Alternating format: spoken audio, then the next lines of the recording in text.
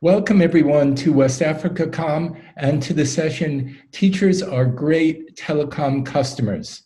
My name is Jim Teicher, founder of the online learning enterprise Cybersmart Africa, and we're talking about what we can do now to help teachers benefit even more from connectivity. My experiences include a variety of roles in telecom product development, digital financial services, and innovative digital learning solutions for massive scale. And joining me is Dr. Momar Dieng. And Dr. Dieng has deep experiences covering vast areas of the digital learning space. Momar served as Senior Technical Policy Advisor to the Senegalese Minister of Education, driving the technology transformation of the nation's education system. He has also been an advisor to the World Bank and continually works as a preeminent leader to bring practical digital learning to West Africa. Welcome, Momar. Thank you very much, Jim. It's a pleasure to be with you. Hello to all of our viewers, and it's an honor to be part of West Africa Telecom Conference. So let's get started. Now, during the pandemic, we've seen a variety of attempts by ministries of education to encourage digital learning from home or to watch lessons broadcast on TV. I'd imagine that the pandemic has widened the gap between the digital haves and the digital have-nots. Absolutely, Jim. The pandemic has really wreaked havoc on the education systems across the region. In my recent work surveying countries all the way from Senegal to DRC in Central Africa, I found that the pandemic has really caught most ministries of education unprepared to deal with what would be required to put in place contingency measures in order to keep students on track with their learning and to support teachers. If I can just give you a little bit of background on the region, if you take three of the most populated countries in Africa, Nigeria, Ethiopia, and the DRC, their access to electricity stand at roughly 57, 50, and 90%. For those three.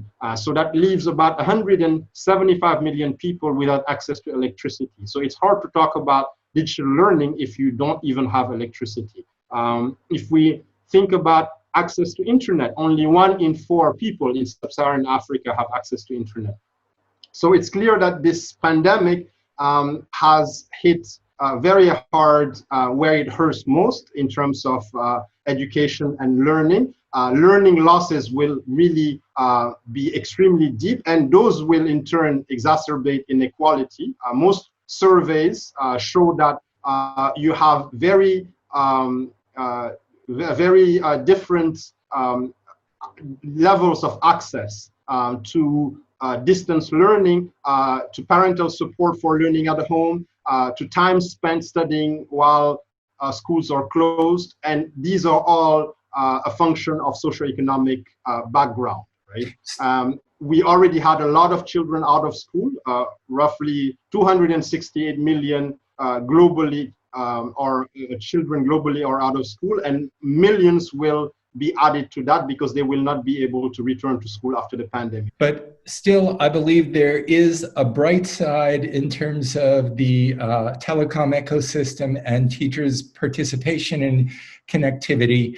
I'd like to share some data about teacher connectivity. Several months ago, Cybersmart Africa conducted a survey of 300 new teachers graduating from teacher training colleges in Senegal.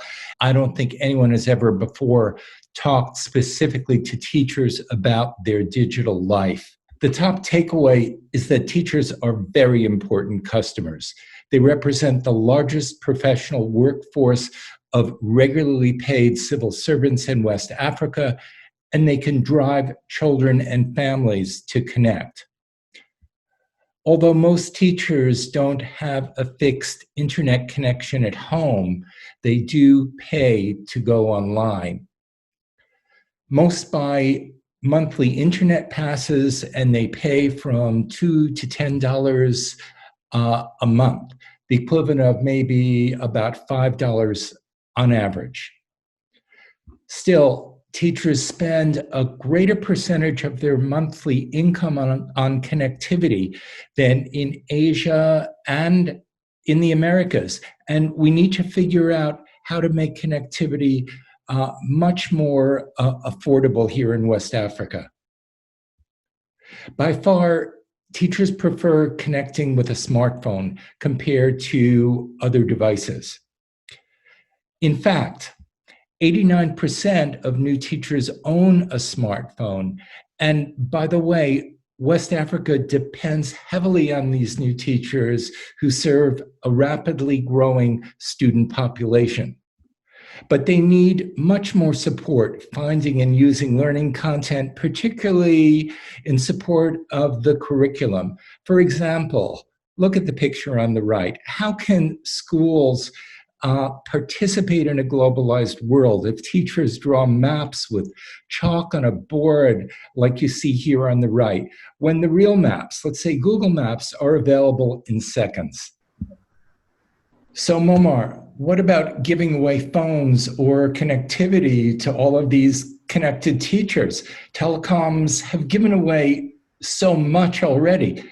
Is this the best strategy? Well, Jim, of course, EdTech is predicated on, usually predicated on owning a device, be it a smartphone, a tablet, a computer, or even a feature phone, right? EdTech doesn't have to be high-tech, it just it needs to use some form of technology. So it's easy to think that the best strategy would be for governments or industry, outside partners, to just distribute devices, since that seems to be one of the barriers to entry in terms of the use of EdTech. However, the best evidence we have up to now, doesn't really support that strategy. Some of the biggest programs that we have that were evaluated are some of these one laptop per child initiatives that were carried in Latin American countries, in countries like Uruguay or Colombia, and the evidence has been extremely disappointing. So access to hardware is probably necessary for access to software and other EdTech tools. However, it's not sufficient, and giving access to hardware just by distributing devices certainly is not going to be the most cost-effective way or the best use of public or private money for that matter. So do you believe that teachers should buy their own phones, or there should be certain incentives, but maybe there is less value in something if it's just given away for free? Absolutely. I believe that that's what the evidence shows, and it's consistent with, frankly, what we know about just behavioral science and economic theory. I believe that this is one area where practitioners and governments need to believe in the power of markets. Now, of course, in poor countries, teachers will not usually be able to afford devices at market prices. If we just let them try to buy those devices alone. So I do believe that some of these programs or some of these initiatives need to involve some kind of subsidy, incentives, both from government and from private partners, such as the telecom companies, but it still needs to work within the overall framework of a market-based strategy where individuals and users are allowed to buy their own devices and maintain them. I think that's the only way to go. And the evidence has shown that. There have been so many pilots of educational technologies in West Africa. So how do the ministries track and maximize the donations and the values gained from these pilots so that they're not reinventing the wheel? Well, I'm glad that you're asking me this question after I've left the ministry, because had I still been a government official, I would have had to give you the company line and come up with some political spiel about how everything is rosy. But the truth, Jim, is that governments don't track any of these donations and can't, in fact. Just the way government processes work just doesn't lend itself to those kinds of influxes of donations of equipment. The way it's done usually actually reinforces really nefarious practices, if I can put it that way. It reinforces ways of dealing with procurement and with distribution of equipment that usually don't target the people who need it the most. And the other aspect of it is, of course, that over time, it's very difficult to figure out where that equipment really went. I can give you many examples of projects within the education ministry where I worked, where after 12 to 18 months, we could not tell you exactly where the devices went, either because there was a lot of leakage or because there was, frankly, not enough thought put into the process of maintenance and what would happen if some of these devices broke, for instance, or were stolen. And the devices themselves usually were not always picked in order to be able to withhold the ruggedness of the environment, right? So most of the school environments in sub-Saharan Africa are not these sanitized environments where you can easily be able to keep these devices protected away from dust, from other environmental factors that make their lifespan much shorter than it would be in an ideal environment. So there's a host of reasons why these equipment donation programs don't work. And I have to go back to the earlier point that, in terms of economics, in terms of behavioral science, it only makes sense really if the end users has some skin in the game, has some stake in it, and is more incentivized to take better care of the equipment. So let's talk about maybe a couple projects quickly that have been particularly challenged based on your observations. I know originally there was this huge NAPAD project, and there have been many others. True. So the NAPAD project is an important one. It started in the early 2000s as the African Union was also, trying to finalize an education strategy, and they immediately identified EdTech as one of the pillars of that education strategy. So the aim was to provide computers, internet access, and other ICT to all schools in Africa within 10 years. That was the stated goal, right, under the NAPAD agreement.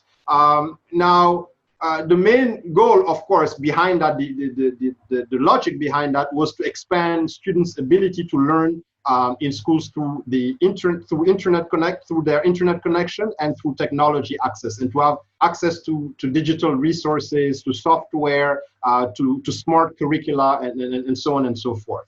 Now, as I told you, the aim was to cover all high schools in Africa within 5 years. If you think about it, that sounds pretty, all high schools within 5 years and all primary schools within 10 years. That sounds pretty ambitious, and it's no surprise that that goal was never reached. It started in 2003. We are 17 years later. I think that we're extremely far from that original goal. In Senegal, for instance, we had a project called Ressources Numériques, which would translate in English to digital resources, right? E-resources, which aimed at producing video content of lessons and distributing those via CDs or flash drives to teachers. And the goal behind that was to also provide a backup solutions in case of strikes, so that especially for students who were in exam years, they would have access to the materials even if the teachers were on strike. Those programs also suffered from the basic fact that an education ministry is not a content provider. And I think that this is one thing that is important to keep in mind going forward. The ecosystem, the know-how, the tools and resources that you would need to cover all the different aspects that would go into producing quality educational content usually just are not available in any education ministry, for that fact. It's not just in developing countries. I could say the same thing for more advanced countries like the US, right? So this is not an indictment of African countries. It's just that the government processes and the way ministries work doesn't lend itself well to doing that kind of work, and this is where private sector, I believe, and telecom companies, for instance, need to step in. So, what is your message for the private sector that may have seen more projects than they would like go into a black hole without results?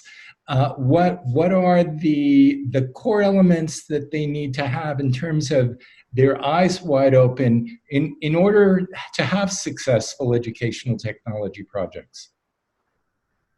The two key words for me are scalability and sustainability. I think that many of these projects end up being projects where it's about cutting the ribbon, it's about distributing, it's about handouts, right? And that doesn't really favor scalability or sustainability. I believe that, especially for telecom companies, what is needed is a deeper understanding of the ecosystem and the environment. And a good way to do that actually is the survey that you share. The kind of research that you share is really critical to really understand what the stakeholders, such as teachers, really need in terms of access to internet, in terms of productivity tools, in terms of tools to support their classroom and teaching practices. I know you talk a lot about STEM. I am very partial to STEM, being a mathematician by training. I do believe that solid grounding in math and science from a very early age, I wouldn't even say primary school, I would go even to kindergarten level, is extremely important if we want the kind of economic growth and the kind of development that we all hope for sub-Saharan Africa. It will start in education, and within education, it will have to start with improving STEM education.